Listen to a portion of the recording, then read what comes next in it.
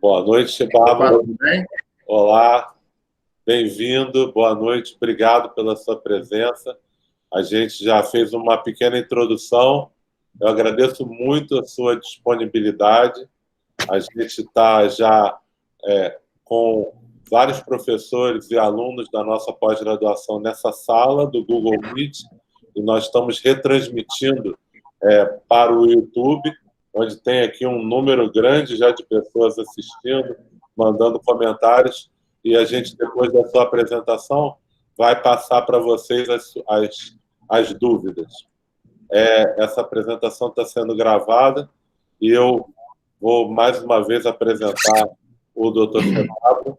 Ele é diretor médico do Hospital Universitário Clementino Fraga Filho, da Universidade Federal do Rio de Janeiro, gerente de relacionamento médico do Diagnóstico das Américas, Laboratório de Exames Complementares, e é vice-presidente da Sociedade Brasileira de Infectologia, uma das pessoas mais ativas no enfrentamento da Covid-19, motivo de orgulho para todos nós, médicos, profissionais de saúde, pela atitude, pelo exemplo de liderança, e nós, da pós-graduação de Ciências Cardiovasculares, agradecemos sua disponibilidade, seu tempo, e passo para você a palavra para que faça a sua apresentação sobre o diagnóstico clínico laboratorial de Covid. Obrigado, Chevaldo. Obrigado, Cláudio. Bom, então a gente vai falar um pouquinho aí. Primeiro, desculpar aí pelo atraso, esses 10, 15 minutinhos aí. E o Cláudio me pediu para falar um pouquinho sobre o diagnóstico clínico laboratorial da Covid-19. Então, vamos começar pela questão da dinâmica do contágio, né, e da evolução da doença, dessa resposta imunológica, de acordo com as diferentes apresentações clínicas, né.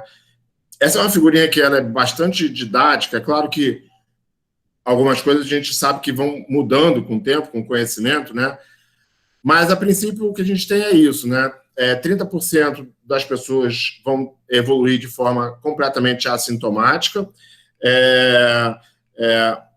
uma parte de 50%, mais ou menos, 55%, vão ter sintomas leves a moderados.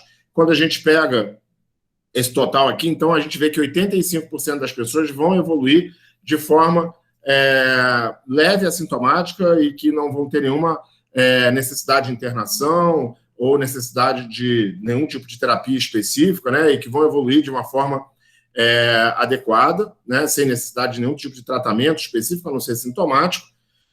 Só que 10% das pessoas vão evoluir com sintomas graves, né, e em torno de 5% são aquelas pessoas que vão internar em terapia intensiva. O grande problema é que a taxa de mortalidade nesse grupo, principalmente nesse grupo de 5%, que evolui com doença crítica, ela é em torno de 50%.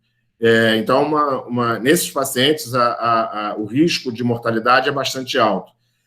Nos pacientes que vão para necessidade de ventilação mecânica, essa taxa de mortalidade ela tem sido em torno de 70%, ou seja, 2/3, mais ou menos, dos pacientes que vão para ventilação mecânica acabam morrendo, né? Então, uma doença nessa fase, né, e nessa apresentação, bastante grave. A gente vai ter uma resposta imune variável nessa população, a gente vai falar um pouquinho mais sobre isso, né? Mas a gente vê que a letalidade da doença leve a moderada, ela não existe, né? Esses pacientes não têm nenhum risco de mortalidade, e naquele paciente que é hospitalizado, né, e que não evolui para doença, para ventilação mecânica, você tem um risco de letalidade aí em torno de 15%, né, nesses 10% que precisam de hospitalizar e que não vão evoluir para um quadro crítico. Em termos de tempo de aparecimento de sintomas, né, a gente vê que a mediana, né, de aparecimento de sintomas entre a exposição e os primeiros sintomas, naqueles que vão evoluir de forma sintomática, ela varia aí em torno de 5 a 7 dias, né? Com alguns outliners, né? Aqui um caso até de 25 dias, né? Um relato aqui, mas a grande maioria vai apresentar sintomas até o 14º dia, e mais uma vez, a mediana, né, é em torno de 5 a 7 dias de aparecimento de sintomas a partir da exposição. A maior parte dos casos, como a gente já mostrou, vão ter sintomas leves, né? Grande parte dos pacientes vai ter febre e tosse. Alguns pacientes podem apresentar quadros abdominais, quadros gastrointestinais, como diarreia e náusea, sem nenhum quadro respiratório. Inclusive, a gente tem alguns relatos, principalmente de adultos jovens e adolescentes, com quadros de dor abdominal, que foram confundidos com apendicite, foram encaminhados para o centro cirúrgico com laparotomia branca, e na realidade era um quadro de adenite mesentérica, importante, né? E os relatos, né, de quadros assintomáticos, a gente tem visto cada vez mais pessoas evoluindo de forma assintomática, principalmente agora que a gente tem uma capacidade maior mundialmente, e do Brasil um pouquinho também, de fazer exames. Então, a gente conseguindo coletar PCR daqueles pacientes contactantes, né, e que estão assintomáticos, a gente consegue identificar esses contactantes assintomáticos que evoluem para quadros assintomáticos, às vezes sem nenhuma apresentação de doença, ou com quadros pouco sintomáticos. Às vezes a gente pega aquele paciente que a gente chama de pré-sintomático, que é aquele paciente que tem poucos sintomas, às vezes sintomas muito pouco específicos, e que se você não fizer o PCR, não tiver uma grande suspeição clínica, você não consegue fazer o diagnóstico, porque são sintomas muito leves, às vezes uma dorzinha de garganta que dura 1 ou 2 dias, uma dor de cabeça que dura 1 dia, e que melhora, um quadro parecido com uma sinusite, e que melhora, isso principalmente nos mais jovens.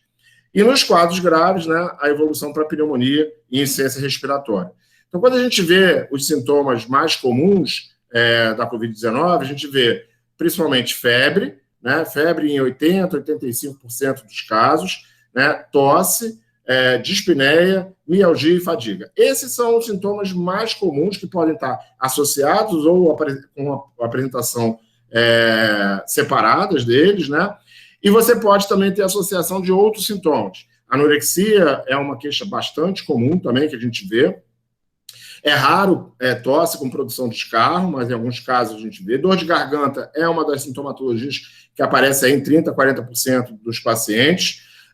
Confusão, principalmente naqueles pacientes mais idosos, febris, com quadros mais floridos, né?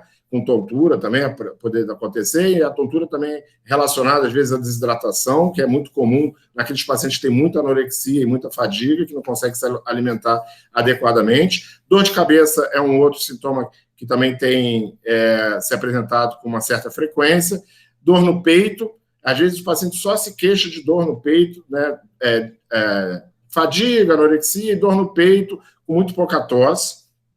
Hemoptise é raro, diarreia, já falei para vocês, náusea, vômito, principalmente náusea, pouco vômito, mas principalmente náusea, é bastante comum, principalmente associado à anorexia e à fadiga. Dor abdominal pode acontecer, como eu já falei para vocês. Congestão conjuntival é uma das queixas que a gente tem visto em alguns casos, né? E a questão da anosmia ou hiposmia, né? Esse é um quadro que apareceu durante a evolução da epidemia, né? E que hoje a gente... apesar de não ser o único vírus que causa esse quadro, nesse momento, né, com a predominância do SARS-CoV-2 como a doença respiratória, a doença viral nesse momento, a anosmia ou hiposmia é quase que um sinal patognomônico da doença, né? Apesar de a gente saber que outros agentes etiológicos também causam um quadro semelhante.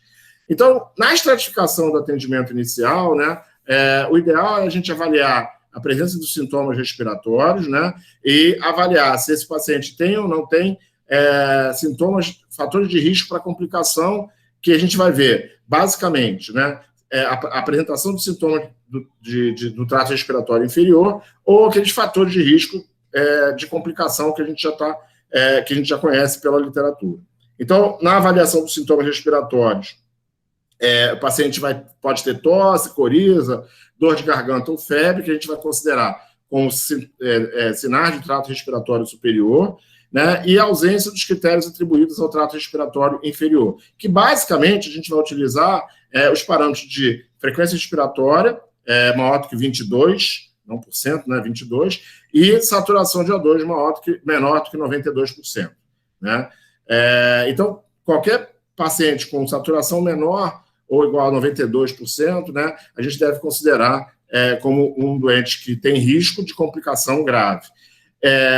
E daí a gente já vê a importância, né, da gente ter a aferição da oximetria, né, da saturação de O2. Né, e em vários pacientes, o que a gente notou é que muitos pacientes apresentavam saturação baixa sem manifestar nenhuma alteração respiratória e sem notar essa baixa dessa saturação. Né, pacientes que chegam andando, caminhando no hospital, às vezes com tosse e tal, mas sem falta de ar, e quando você vai avaliar a saturação, esse paciente está com 92, 91, 90% de saturação, e a tomografia mostrando aquele infiltrado de vidro fosco importante. Então, é muito importante fazer essa avaliação da saturação, mesmo se o paciente não se queixe de falta de ar. Né? Isso é uma coisa que a gente foi aprendendo agora com a evolução da epidemia, né? e avaliando os casos que chegavam no hospital. Às vezes o paciente já chega com falta de ar, já com uma saturação muito baixa, 89%, 88% de saturação, já em pré-intubação, sem muita queixa respiratória, ou uma queixa de duração muito curta. Né? Provavelmente esse paciente já vinha desaturando anteriormente sem notar essa queda de saturação. Dos fatores de risco para complicação, então a gente tem idade, principalmente maior ou igual a 65 anos, o primeiro corte foi de 60 anos, mas a gente já sabe que agora é maior ou igual a 65 anos.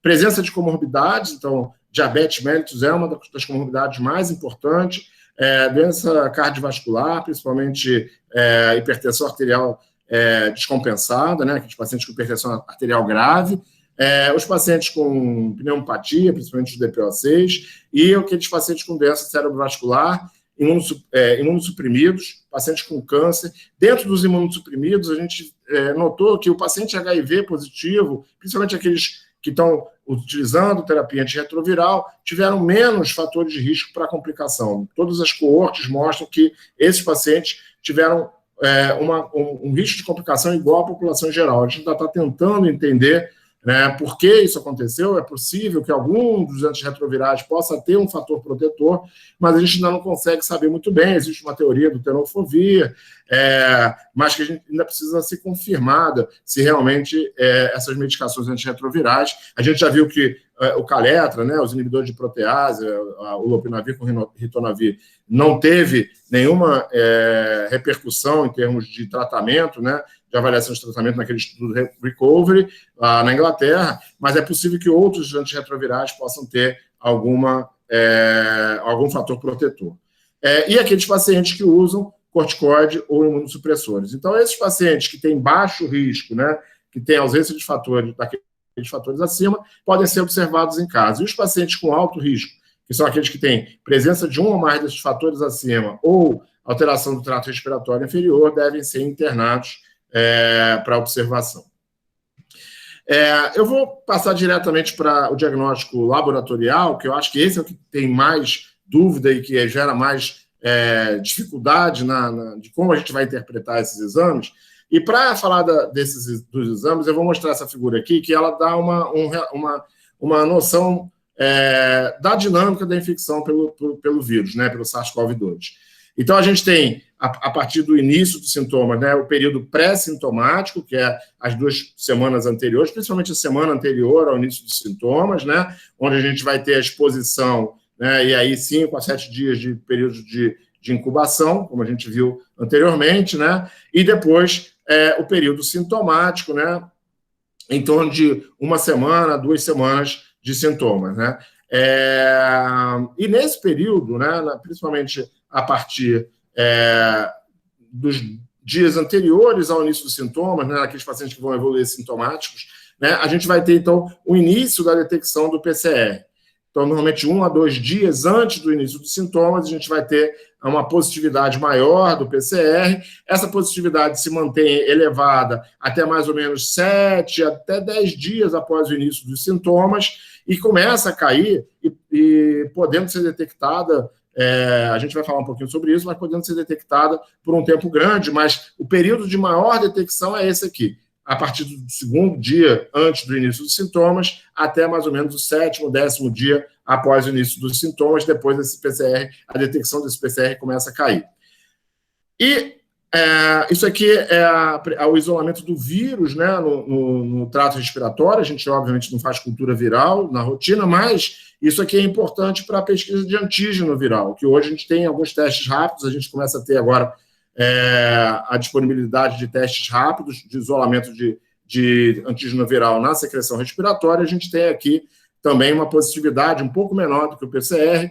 A gente fala mais ou menos em torno de 80% em relação ao PCR de positividade, de sensibilidade, e também esse período, né? Mais ou menos a partir do início dos sintomas, 1 dia, 2 antes do início dos sintomas, e caindo um pouco mais precocemente, né? A partir do 7º dia, a gente já começa a ter dificuldade de isolamento do antígeno na secreção respiratória. A outra questão é a produção de anticorpos. Diferente de tudo que a gente conhece, tudo que a gente utiliza, né, em termos de sorologia para as demais doenças virais ou outros agentes etiológicos, a gente tem visto que para o COVID, para o SARS-CoV-2, a presença do IgM ela acontece simultaneamente ao IgG. Então, o IgM ele não aparece na fase mais precoce, normalmente quando a gente, nas outras doenças, até antes dos sintomas ou na primeira semana, logo no início dos sintomas, você já tem a detecção do IgM.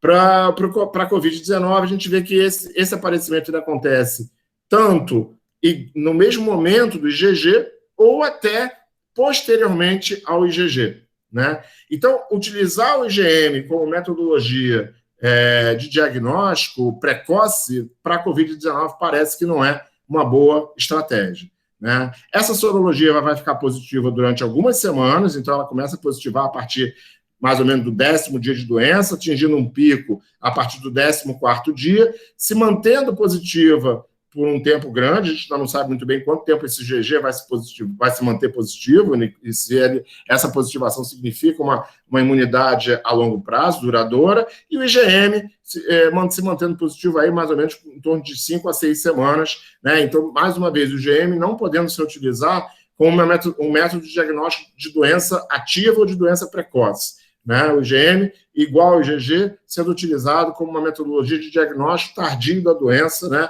Diagnóstico retrospectivo da doença, e a presença do IgM não significa uma atividade ou uma chance de transmissão daquele paciente numa positividade de IgM. Aqui a gente tem esse trabalho aqui, né, que fala exatamente isso que eu mostrei para você, que eu falei para vocês. Tudo que está em vermelhinho é o IgG e tudo que está em azul é o IgM. Então, aqui é a variabilidade, né, de aparecimento de IgM e do IgG, né? A gente tem alguns casos até com aparecimento em até 4 dias do IgG, mas a maior parte, né, aqui a gente vê que a maior parte dos pacientes vai apresentar a partir do 12º, 13º dia de doença mediana, né, de 13 dias, né, e grande parte dos pacientes apresentando IgG a partir então, do 14º dia, já com uma positividade alta. A mesma coisa para o IgM, né, e a gente tem apresentações diferentes. Aqui, por exemplo, né, é um paciente que apresentou IgM antes, o IgM soroconverteu um pouquinho antes, a gente vê aqui os níveis, né, um pouquinho antes do IgG. Então, o IgG aqui próximo a 0, né, aparecendo aqui um pouco mais tardiamente do que o IgM. A mesma coisa aqui, né, o IgM subindo precocemente não, a partir do 10º dia, mais ou menos, 14º dia de doença, né, mas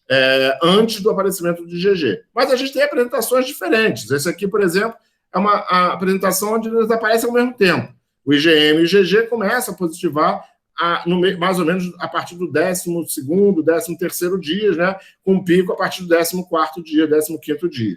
A mesma coisa aqui, né? Ou apresentações em que o IgG aparece antes do IgM. Então, a gente vê aqui uma positividade muito maior, um título muito maior de IgG do que do IgM, né? O IgM aqui, mais ou menos no cutoff, em torno de 1 é o cutoff, né?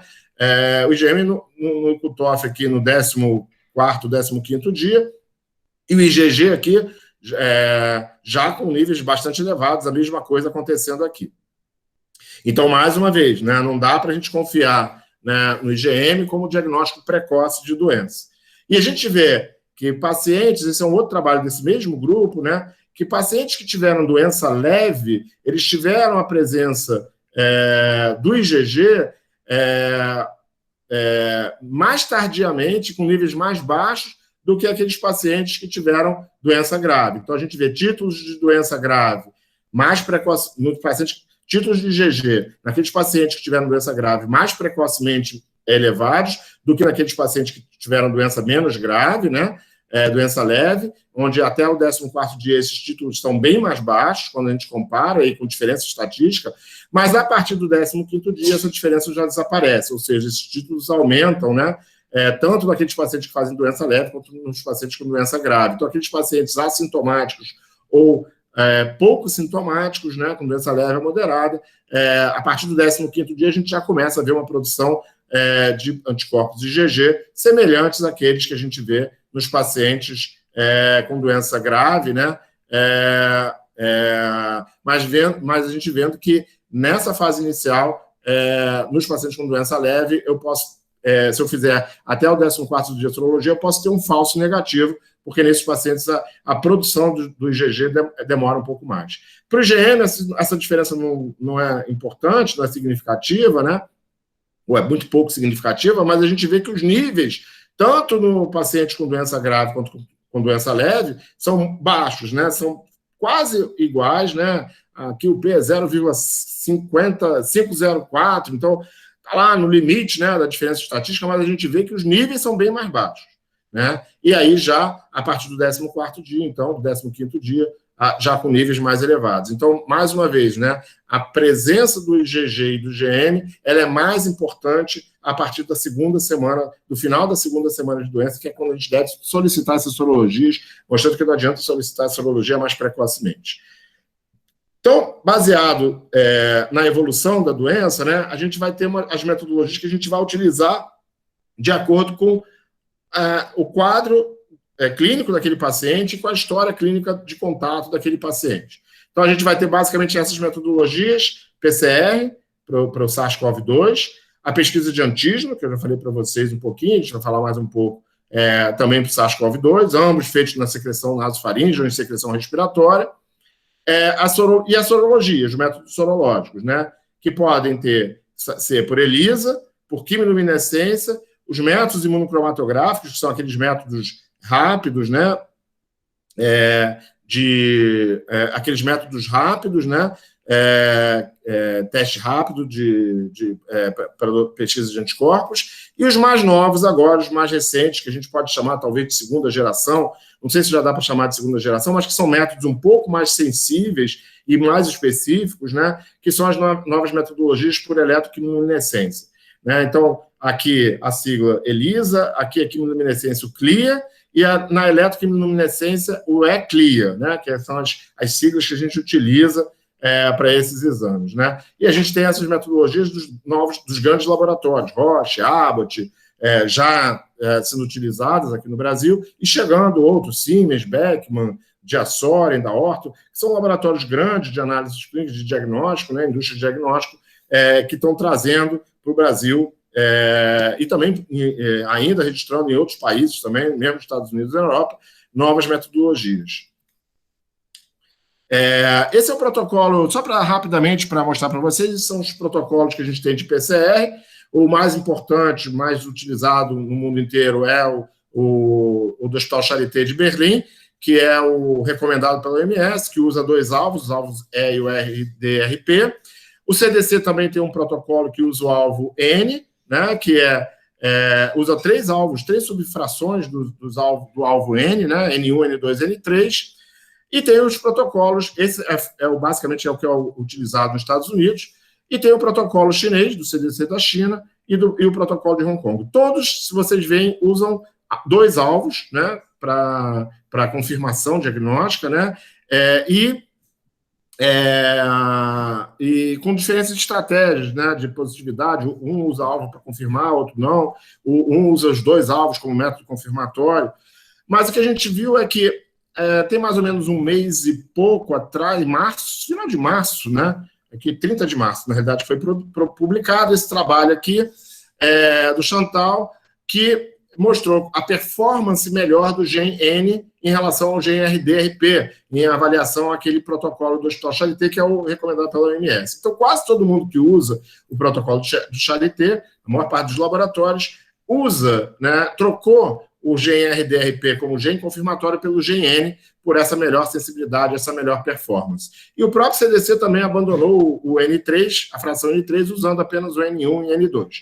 E o que a gente tem de mais recente agora são os métodos rápidos de PCR, né? Mais ou menos um mês, a gente tem aqui no Brasil a Cepheid, que é o mesmo que faz o Gene Expert lá para tuberculose, trouxe o Gene Express, né? Que é um exame que a gente coloca aqui no cartucho, um teste molecular rápido, né? Você coloca a amostra aqui no cartucho, coloca esse cartucho no equipamento, dá o play, em 30 minutos mais ou menos, ele vai dar um teste rápido, esse teste, se for positivo, ele dá o resultado, negativo vai demorar uns 45 minutos, né? Sem a necessidade de uma estrutura de biossegurança, tal. Isso você faz em qualquer laboratório, você manipula a amostra numa capela de fluxo, coloca a amostra aqui no cartucho junto com os reagentes, coloca isso no equipamento e toda a reação, tudo é feito dentro desse cartucho, né? Isso facilita a utilização no laboratório hospitalar, nos laboratórios sem a necessidade de uma estrutura de extração, de sequenciamento, né, e de biossegurança maior, né? E com uma concordância de 100% em relação ao RT-PCR convencional, os métodos in-house. Então, uma das dúvidas que todo mundo tem é em relação a esses resultados persistentemente positivos, detectados, né, às vezes com 10, 15, 20, 30 dias depois do início dos sintomas, né, o paciente já assintomático. E o que significa isso, né? A gente tem 2 trabalhos publicados, um publicado na Nature, mais ou menos no início de abril, e um publicado mais recentemente no Clinical Infectious Diseases, né, ainda com um pré-print, mas já revisado, né, um preview no Clinical Infectious Diseases, que mostram que esses PCRs tardios, eles não conseguiram replicar em cultura viral todos os PCRs que têm isolados com mais de 8 dias de início dos sintomas. Então, mostrando que, provavelmente, esses PCRs positivos com mais de 8 dias de sintomas devem ser por uma partícula viral ou por um vírus morto, mas, de qualquer maneira, é um vírus sem a capacidade infectiva, né, sem infectividade. Então, questionando, né, a utilização do PCR como método de diagnóstico para retirada de isolamento e para tempo de isolamento como controle de cura, né? A gente ainda tem alguns protocolos, por exemplo, o CDC ainda coloca no protocolo dele a utilização de 2 PCRs para tirar do isolamento, mas ele já coloca, né, o critério de sintomas, né? Então, paciente que está sintomático, que depois de 10 dias está assintomático e que pelo menos mais de 72 horas sem sintomas, mínimo de 10 dias e mais de 72 horas sem sintomas, ele já poderia ser tirado de isolamento sem a necessidade de fazer PCR, né, como um dos critérios. E o CDC, a OMS, a Organização Mundial de Saúde, só coloca esse critério e já tirou o critério de PCR como critério de retirada de isolamento, né? Então, a gente não tem recomendado o PCR como critério de avaliação de persistência de vírus, de suspensão de isolamento, tá? E de definição de tempo de transmissibilidade. Em relação à pesquisa de antígeno, né? É um teste rápido, né, de secreção nasofaríngea, então um kitzinho desse tipo assim, que você vai coletar a secreção nasal, vai diluir e colocar aqui nesse orifício, né, e em 15 a 30 minutos você vai ler aqui, vai ter o controle e o teste aqui, se aparecer uma listinha aqui no teste, significa que esse teste está positivo, né? O próprio fabricante não recomenda a leitura em mais de 30 minutos, né? Então, essa leitura tem que ser feita até 30 minutos, entre 15 e 30 minutos. Os valores de Boole, em termos de sensibilidade, 85%, uma especificidade próxima a 100%. A nossa validação no laboratório lá no DASA também foi muito boa. A gente mostrou aí em torno de 80% de concordância com o PCR, então a gente perde alguns casos, mas a gente viu que são aqueles pacientes que têm, aqueles PCRs que tinham CTs mais elevados, ou seja, aqueles PCRs que tinham, o CT é a quantidade de ciclos, né, que a gente vai ter para detecção do vírus, né? Isso significa que eu tenho pouco vírus. Quanto mais ciclos eu preciso, né, menos vírus eu tenho ali naquela amostra. Eu vou precisar de muitos ciclos para amplificar e para detectar aquele vírus. Então, CTs muito elevados, né, podem significar, e um daqueles trabalhos, o trabalho do Clinical Infectious Disease, que eu mostrei anteriormente, ele também correlaciona os CTs elevados, né, acima de 28, também como baixa possibilidade de transmissibilidade. Então, é possível que esses CTs mais elevados, né, e que a gente não conseguiu detectar aqui no antígeno, também signifiquem que é uma quantidade de vírus muito pequena ali, né, e que o teste não consiga detectar, e isso também significa que aquele paciente não tem mais transmissão. Então, talvez esse teste, ele seja, a gente não tem como garantir isso, mas talvez esse teste seja um teste interessante para a gente ver essa capacidade de transmissão, isso ainda precisa ser validado. A grande vantagem é a rapidez no resultado, um custo semelhante, um pouquinho mais barato que o PCR convencional. Então, ele está chegando num preço um pouco menor do que o PCR convencional, o PCR rápido num custo um pouco maior do que o PCR convencional, aí a gente vai ter essa estratificação. O teste de antígeno, um preço um pouco menor, o PCR convencional com o preço cheio e o PCR rápido, né, da Cepheid, um pouco mais caro que o PCR convencional, do que os testes in-house, né? Em relação aos imunensaios, né? Agora entrando nas sorologias, né? Aqui um desenhozinho do vírus, né? A gente vê aqui os antígenos que a gente tem à disposição para utilizar e que estão sendo utilizados nas metodologias sorológicas. O antígeno S, né? Que é esse spike aqui, essa espícula, né? Que dá essa coroa, essa característica de coroa do coronavírus, né? É um antígeno mais utilizado, é um antígeno que tem sido mais utilizado, inclusive, para a produção de vacina, para estimulação na vacina, e é um dos antígenos que tem sido utilizados em algumas metodologias sorológicas. E o antígeno N, que é esse antígeno nucleocapsídeo, né, que aparentemente tem uma maior relação com imunogenicidade e que tem sido usado, e é utilizado na maior parte dos testes sorológicos. Tá? E a gente ainda tem as proteínas de envelope, de membrana, que hoje não são utilizadas ainda em nenhum teste serológico, pelo menos que eu conheça. Então, a gente tem, como eu falei para vocês, testes para detecção de anticorpos IgA, IgM, IgG, ou anticorpos totais, a depender do método. O ELISA, que a gente tem à disposição no Brasil, tá? Existem ELISAs com outras configurações, mas o ELISA que a gente tem à disposição no Brasil, ele testa IgA e IgG. O CLIA, né, que é a luminescência, ele avalia IgM e IgG, e o ECLIA, né, que são essas metodologias mais modernas, da eletroquimiluminescência, todas elas realizadas em equipamentos dentro dos laboratórios, né, vão dosar ou anticorpos totais, IgM e IgG, sem diferenciação dessas classes, ou só o IgG, né? Então, o Abbott, por exemplo, ele só dosa IgG, né, não dosa IgM através dessa metodologia.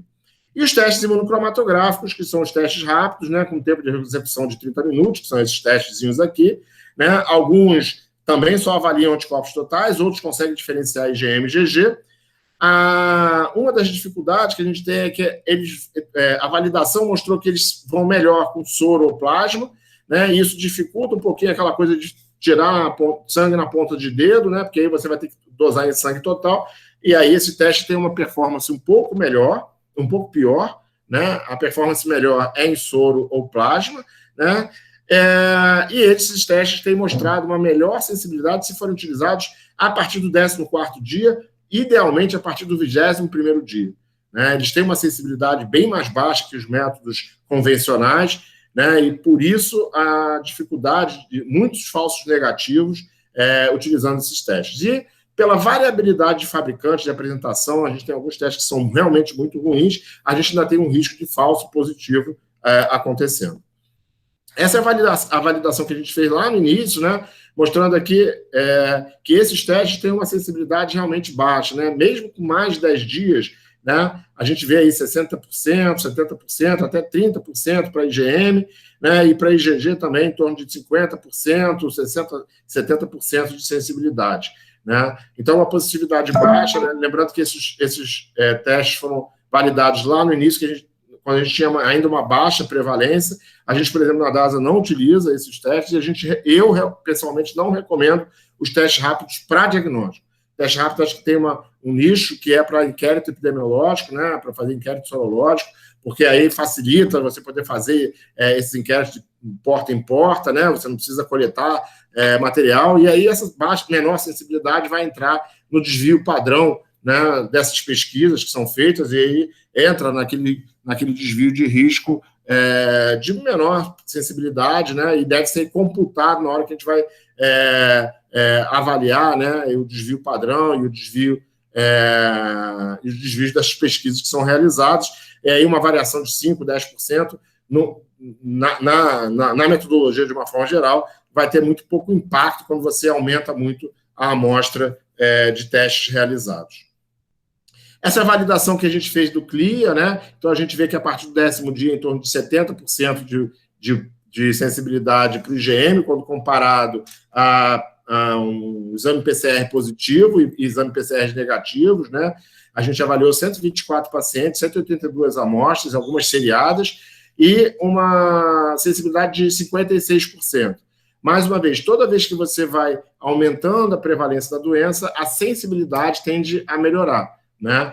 Essa é uma outra avaliação que a gente participou, que foi feita pela Sociedade Brasileira de Patologia Clínica e a Abramed, né? Em que a gente teve uma sensibilidade um pouquinho melhor a partir do 15º dia, né? Então, 87%, né? E a especificidade é em torno de 96%, né? Mostrando ainda 87%, uma sensibilidade razoável, né? Bem melhor do que a nossa validação inicial, aqui já no momento de maior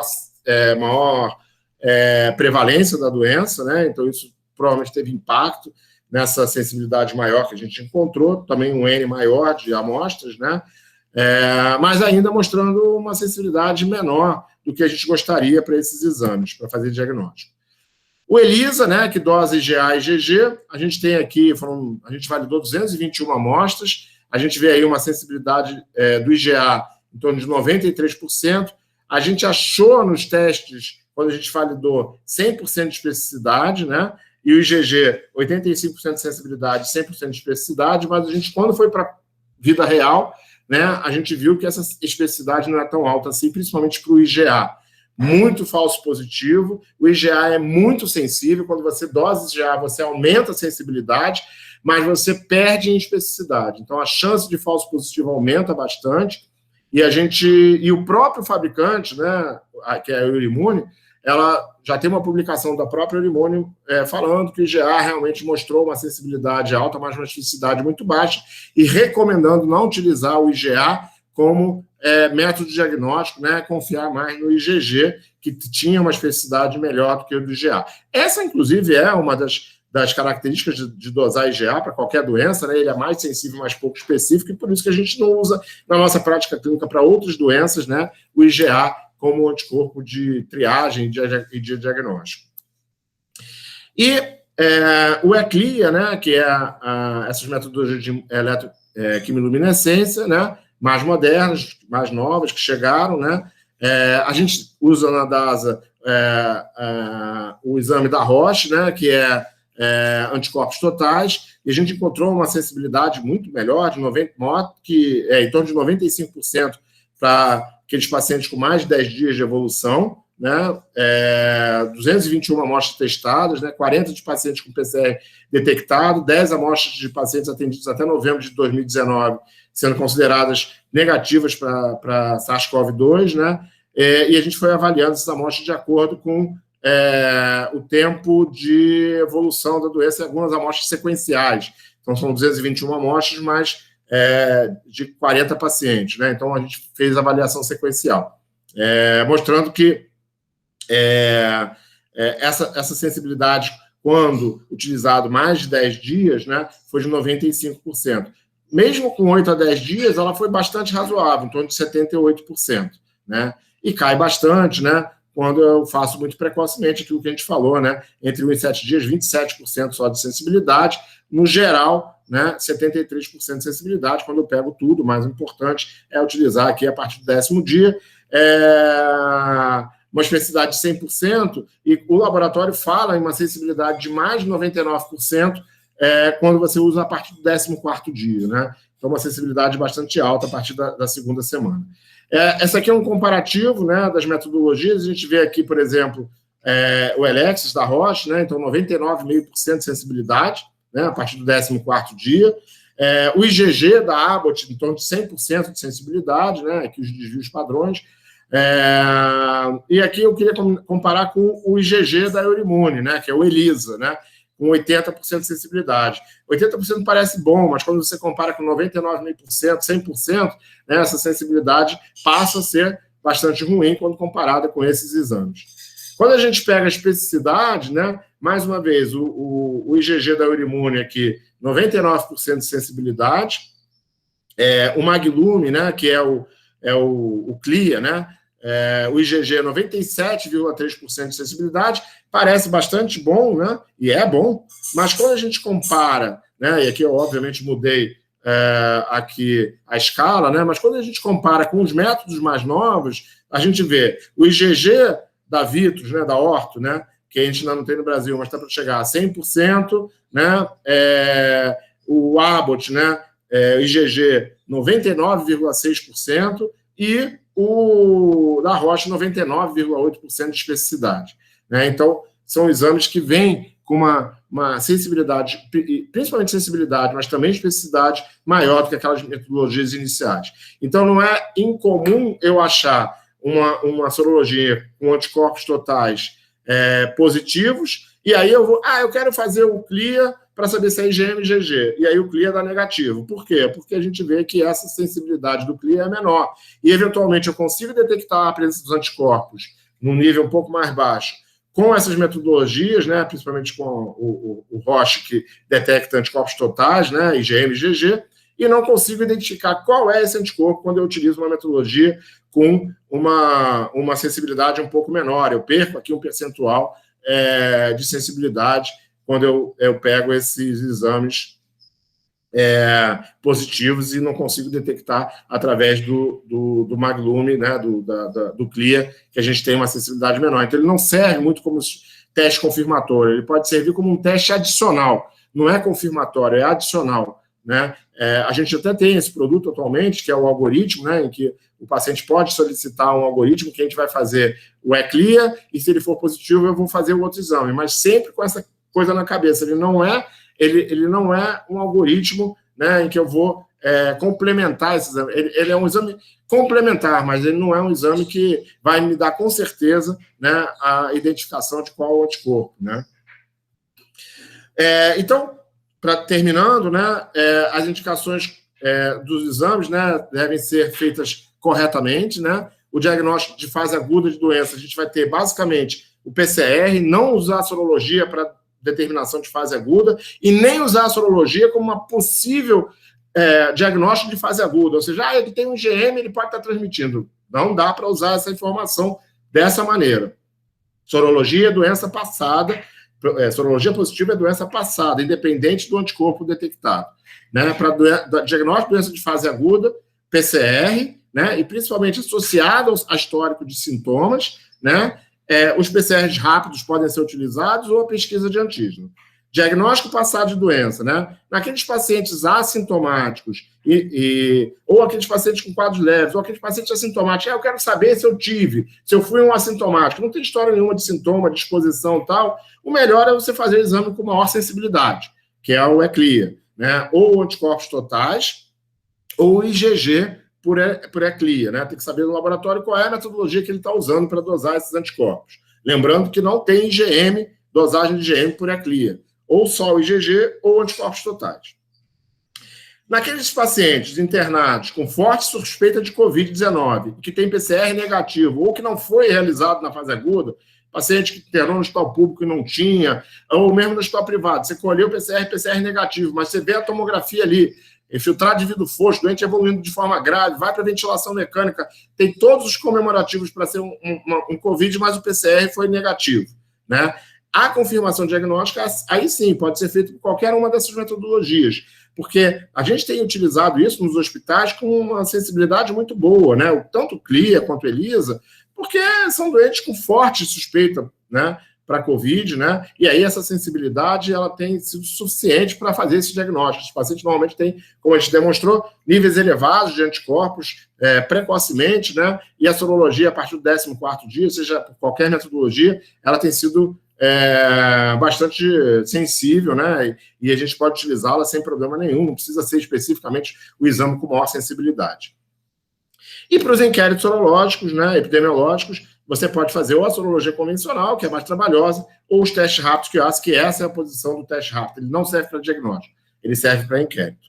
Então, terminando, né, todo exame é útil se usado na sua indicação. Não existe exame que não serve para nada, né? Os exames têm suas indicações, é importante a gente encontrar as indicações corretas para cada um desses exames. Era isso que eu tinha para falar para vocês, né? E aí eu estou à disposição aí, Cláudio, para qualquer pergunta ou dúvida que vocês possam ter aí para a gente discutir. Obrigado, Pablo.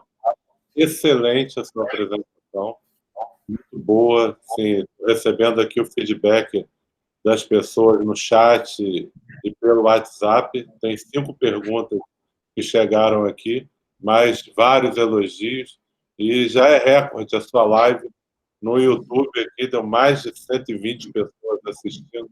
Parabéns, realmente a aula foi excepcional. Primeiro que a gente trouxe aqui foi da Fabiana Pereira. Ela perguntou qual a conduta entre o início dos sintomas e o paciente estar com PCR positivo. Então, você suspeitou, mas não tem o diagnóstico ainda da doença, já que ele não fica positivo nos primeiros dias. Existe alguma maneira de confirmar? É para isolar essa pessoa? O que faz, Chebab? Olha, nesse momento em que a gente tem uma alta prevalência da doença, né, no Brasil inteiro, mesmo no Rio de Janeiro, apesar de a gente ter diminuído, a gente ainda tem uma prevalência grande, e é o vírus predominante, né? O que eu tenho feito iniciou sintomas, eu considero como fortemente possível, né, uma forte probabilidade de Covid-19, eu recomendo fazer isolamento, e como a positividade do PCR ela cresce a partir do primeiro, segundo dia de doença, normalmente eu peço para coletar o PCR a partir do segundo, terceiro dia de início dos sintomas. Normalmente o paciente ele marca, né, ele vai ligar, então eu já peço logo para ligar, para agendar a partir do início dos sintomas, e aí falo, agenda para daqui 2 dias e fica em casa, né? Fica em casa, porque você está sintomático, independente de ser Covid ou não. Se tem sintoma, tem que ficar em casa, não é para sair, em isolamento, e aí colhe o PCR, né? E mais uma vez, mesmo naqueles quadros, né, com PCR negativo, se a pessoa está assintomática, eu não libero, né, para voltar à atividade, até porque ela está assintomática, e a gente tem aí em torno de 80% a 85% de sensibilidade de PCR, então eu recomendo que fique em casa, né, e aí até desaparecer os sintomas, né? A minha conduta para retirada de isolamento nesses casos leves a moderados é, no mínimo 10 dias, né, e pelo menos 72 horas assintomático. E assintomático eu falo febre, tosse, principalmente febre, tosse, dor de garganta, coriza, porque a anosmia pode demorar mais tempo e não significa risco de transmissão. A anosmia é uma alteração neurológica e a recuperação, ela, às vezes, pode demorar semanas, né? E a própria fadiga também não é a gente não usa muito como sintoma para retirada do isolamento, porque a fadiga pode ficar por muito tempo, em alguns casos até evoluindo com fadiga, síndrome de fadiga crônica. A gente tem visto relatos nesses casos. Então, basicamente, febre, tosse, aquela anorexia importante e tal, melhorou esses sintomas agudos mais iniciais, né? Mínimo de 10 dias, mais de 72 horas sem esses sintomas, aí pode liberar. Nos pacientes internados, aqueles pacientes graves, eventualmente até aqueles que vão para ventilação mecânica, a recomendação da OMS é que esses pacientes podem fazer transmissão viral por até 20 dias. Então, a gente tem utilizado lá no Fundão esse critério para a retirada de isolamento. Mais de 21 dias, né, a gente tira do isolamento, a gente não faz PCR para controle, à exceção do paciente imunodeprimido, que esse pode ter um shedding viral, que às vezes pode demorar semanas, meses. Então, o paciente imunodeprimido lá no hospital, a gente não tira do isolamento, ele fica no isolamento até a alta. Obrigado, Chebab. A outra pergunta vem da Alana. O retorno ao trabalho deve ser após 14 dias de afastamento e 3 dias sem sintomas? Ou é necessário você repetir algum tipo de exame para retornar? Você comentou isso já, né? Mas assim, a gente tem um problema aqui no Brasil, a gente ainda tem a legislação é meio complicada ainda, né? A OMS e o CDC já colocam 10 dias, né, e 72 horas, a gente não usa PCR. O CDC ainda tem essa estratégia, né? Você pode utilizar uma ou outra, a OMS só tempo. E aí cada empregador está utilizando a sua estratégia. Eu, lá no hospital, por exemplo, a gente está retornando com pelo menos 10 dias, eventualmente 14 dias. A legislação brasileira fala em 14 dias. Né? O Ministério da Saúde ele não atualizou, então a rotina no Brasil ainda é 14 dias. Ou seja, uma pessoa com PCR confirmado, ela fica 14 dias de licença. Isso é o que está na legislação. Então a gente mais ou menos respeita o que está na legislação, apesar de já ter, né, evidência de que talvez 10, 14 dias não sejam necessários, que você poderia voltar antes, se aquele paciente evolui de forma assintomática mais precocemente. Obrigado. A próxima pergunta é da Nájela Nunes. Ela fala sobre dor no peito. Ela é cardiologista aqui da universidade e tem visto muitas pessoas queixando de dor no peito. Isso por quê? Porque tossiu demais? É cometimento cardíaco? Como que vocês têm interpretado isso, Geraldo? Por que tem a dor no peito? Eu não sei. Talvez por uma alteração ali pleural, uma dor pleurítica, talvez. A gente não sabe, uma síndrome inflamatória, mas que essa queixa é bastante frequente, a gente tem visto com bastante frequência. Dor nas costas, dor no peito, de uma forma geral nas costas, no tórax, né, dor torácica, com bastante frequência a gente tem visto essa queixa. Não sei se por uma resposta inflamatória, por uma inflamação ali pleural, né, mas a gente tem visto essa queixa com bastante frequência. Uma pergunta também do colega cardiologista Flávio Reis. Ele pergunta sobre a especificidade. Quais são os testes mais específicos para dizer que a pessoa efetivamente teve ou não teve a doença? O mais específico é o PCR, né? Um falso positivo de PCR é muito difícil. Falso positivo de PCR é problema laboratorial, é contaminação laboratorial, né? Então, se contaminação por amplicon, que pode acontecer, né? A gente já tem alguns relatos aí de contaminação por amplicon que às vezes acontece, né? E aí você precisa realmente rever toda a estratégia lá dentro do laboratório, mas assim, normalmente o que a gente considera PCR é muito raro ter falso positivo, então falso negativo pode acontecer, mas falso positivo é muito, muito raro, né? E quando acontece é por problema de contaminação da amostra, né? E não por erro na realização do teste, o alvo é muito específico, né? Então a gente não considera. E dentro dos métodos sorológicos, aqui a gente está vendo agora que esses métodos mais novos, né, o eletroquimiluminescência, o ECLIA, né, anticorpos totais, ou IgG, especificamente mais por ECLIA, são os mais específicos. Além de serem mais sensíveis, também são mais específicos que os outros métodos sorológicos. E aí, quando comparado com as outras sorologias. Maravilha. Já estamos caminhando aqui para o final, tem mais algumas poucas perguntas. A Carmen Sacramento mandou aqui para você a seguinte pergunta: qual o melhor período para usar pesquisa de antígeno? Pesquisa de antígeno, eu acho que o melhor período é a partir do momento do início dos sintomas, né, até no máximo entre o quinto e o sétimo dia, né? Então é aquela fase realmente mais inicial, que é quando ele positiva, onde você vai ter mais vírus, né? E aí você vai ter maior chance de positividade desse antígeno. A não ser que você queira utilizar uma indicação meio off-label para dizer que aquele paciente provavelmente não tem mais transmissão. Então, uma das coisas que a gente vai aprender agora é, será que nesse paciente com PCR positivo, tardio, né, aquele PCR lá do 15º, 16º dia, se eu fizer uma pesquisa de antígeno, esse antígeno vai estar negativo? A gente, na nossa validação na DASA, a gente viu isso, né? 2 ou 3 pacientes que tinham CTs muito altos, ou seja, tinham provavelmente baixa carga viral, que tinham pesquisa de antígeno negativo, né? Então não bateu o antígeno com o PCR. Mas talvez isso seja uma especificidade até maior do antígeno para a questão da transmissão do que do PCR, né? A gente sabe que o PCR tem essa limitação. O PCR é bom para diagnóstico, mas a gente não usa PCR para tirar ninguém de isolamento nenhuma doença. Você não faz PCR para influenza, você não faz PCR para citomegalovírus, para tirar o doente. Você sabe que o PCR para citomegalovírus pode não significar que esse CMV ainda está ali causando infecção, né, naqueles pacientes imunodeprimidos. talvez uma titulação, mas a gente não tem como titular. Como é que você vai titular um negócio que você colhe por um swab, você não sabe quanto de secreção que vem ali, então você não consegue quantificar, você usa esse CT como uma inferência de quantificação de carga viral, né? Então, mas assim, à luz do conhecimento atual, o melhor momento de fazer o teste de antígeno é a partir do início dos sintomas, até mais ou menos o 5º, 7º dia depois do início dos sintomas. Já aqui a penúltima pergunta, essa achei bastante interessante, obrigado, Maria Alvira, né?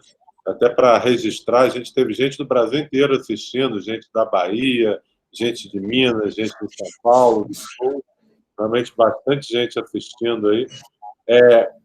Exames laboratoriais, quais são indicados para a gente dizer que o paciente está com gravidade de doença? Então, o que a gente tem utilizado como marcador é o dímero D. Assim, a gente usa PCR, proteína C reativa, né? Titulada, né? É um dos marcadores, proteína C alta, mas os mais importantes, fibrinogênio, dímero D, troponina tem se mostrado um bom marcador, né? As troponinas muito altas têm se mostrado um bom marcador, e ferritina. Nem sempre a gente vai ter, principalmente nos hospitais públicos, né? Todos esses marcadores de fibrinogênio e tal. A ferritina é um marcador inflamatório que quase todo laboratório faz, poucos laboratórios não conseguem fazer hoje uma dosagem de ferritina, e ela pode ser utilizada como um marcador de gravidade, um marcador de risco de complicação. Ferritinas muito elevadas significam muita inflamação e uma possibilidade grande de esse paciente evoluir para um quadro mais grave, né? E até essa questão de utilizar o corticoide, né, a partir desse estudo Recovery, que a gente acabava já utilizando, mas agora a gente sabe a dose, sabe, e tem a evidência científica, né, mostrando que o corticoide, nesses pacientes altamente inflamados, né, é útil, né? Usar a ferritina, usar a proteína C reativa, usar o fibrinogênio, pode ser, a troponina também, podem ser bons marcadores para a gente indicar a utilização do corticoide mais precocemente. A pergunta aqui da Fabiana Pereira, ela pergunta se, enquanto o paciente, você está esperando o resultado do PCR, essa pergunta bastante interessante, né? Porque tem demorado em alguns lugares do Brasil, né? Você pode fazer algum medicamento para ajudar esse paciente? Isso é uma questão bem polêmica, eu acho. Bem polêmica mesmo, né? Assim, a posição que a gente tem, até uma posição da sociedade da SBI, é que é uma doença que 80% das pessoas vão evoluir, a gente viu ali, 85% das pessoas vão evoluir para cura, independente de qualquer coisa que você faça, né? Então, 85% das pessoas vão ter quadros assintomáticos ou muito pouco sintomáticos, né? Quadros leves, né, a moderados. E é muito difícil você fazer qualquer tipo de avaliação de tratamento se você não conseguir fazer um estudo, ensaio clínico randomizado com um N muito grande para avaliar se essa melhora, né, ela aconteceu por causa daquela medicação ou se aconteceu por causa da história natural da doença. Como você vai dizer que a pessoa melhorou por causa da cloroquina, por causa da ivermectina, por causa da nitazoxanida, ou qualquer outra medicação que você vai fazer, caletra, plasma, né? Qualquer medida que você possa fazer ali, plasma de convalescente. Então, assim, a recomendação da gente é só utilizar medicação se tiver evidência clínica, né? Ensaio clínico randomizado, bem desenhado e tal. Até esse momento, a gente não tem nenhum estudo desses que demonstrou melhora ou resposta melhor para qualquer uma dessas intervenções. O único estudo que mostrou, a única droga que mostrou alguma melhora num estudo ainda preliminar foi o Remdesivir, que é uma droga que a gente não tem no Brasil, uma droga que só tem nos Estados Unidos, a Europa agora autorizou, mas ainda não tem também a droga para usar, né? Que mostrou uma pequena resposta, uma pequena diferença de resposta, não em mortalidade, mas em evolução de gravidade nesses dados preliminares. E é uma droga injetável, então não é uma droga para fazer em fase aguda, né, fase precoce, né, é uma droga para fazer naqueles pacientes que internam no hospital com evolução mais grave de doença. Então, assim, eu nesse momento, não faço nenhuma medicação específica para nenhum paciente. O que eu faço é dosar, principalmente naqueles pacientes que têm quadros de tosse, quadros mais com maior número de sintomas, né? Eu doso esses marcadores, né? E para esses pacientes com marcadores alterados, principalmente aqueles pacientes com dímero D, fibrinogênio aumentado, né? Ou ferritina aumentada e tal, usar anticoagulação, né? Profilática, né? E nos pacientes mais graves, anticoagulação plena com heparina de baixo peso molecular, e, obviamente, aqueles pacientes que evoluem de forma mais grave, internar, e aí sim, corticóide e tal, a partir dessa presença desses marcadores inflamatórios. Mas para o paciente que evolui de forma leve a moderada, basicamente eu faço sintomático e na dependência desses marcadores inflamatórios, né, essa anticoagulação profilática, que vocês sabem até fazer melhor do que a gente, infectologista, né? Vocês usam isso até melhor, manuseiam essas drogas melhor do que a gente, infectologistas. Babo, eu realmente estou surpreso aqui que começou a ter uma chuva de perguntas, mas a gente não tem como ficar aqui, realmente assim, seu conhecimento é impressionante, realmente a quantidade, 1 minuto, chegar mais 10 perguntas aqui, não tem como a gente continuar. Eu vou aqui passar uma última pergunta e pedir para você dar a sua palavra final, inclusive falar um pouco dos colegas que estão na linha de frente, né? Eu vejo hoje já muitos cansados, né? Muitos até um pouco frustrados com a situação, né? E até alguns hospitais do Rio de Janeiro vendo um aumento de novo de internações, né? É ruim a gente falar isso, mas está acontecendo isso. Então, a última pergunta aqui que eu queria perguntar para você, que foi trazida, assim, existe já alguma comprovação de algum protocolo preventivo, o indivíduo que se expôs, ou usar algum medicamento, plasma, um remédio, alguma coisa para diminuir a chance dele ter a infecção? E a sua palavra final aí para todos que estão nessa linha de frente.